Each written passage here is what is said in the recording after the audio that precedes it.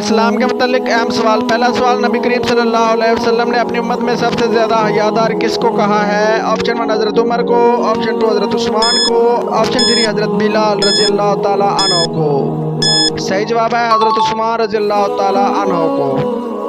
دوسرا سوال، نبی کریم صلی اللہ علیہ وسلم پر ایک مرتبہ درود بھیجنے پر اللہ تعالیٰ کتنی رحمتیں نازل فرماتے ہیں؟ آپشن 1 20 رحمتیں، آپشن 2 15 رحمتیں، آپشن 3 10 رحمتیں۔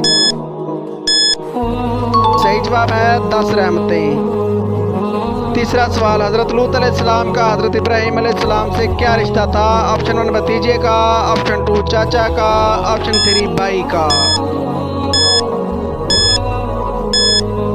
صحیح جواب ہے بھتیجے کا۔ آخری سوال، آبادی کے لحاظ سے دنیا کا سب سے بڑا اسلامی ملک کون سا ہے؟ Option 1 Indonesia, option 2 Pakistan, option 3 سعودی عرب۔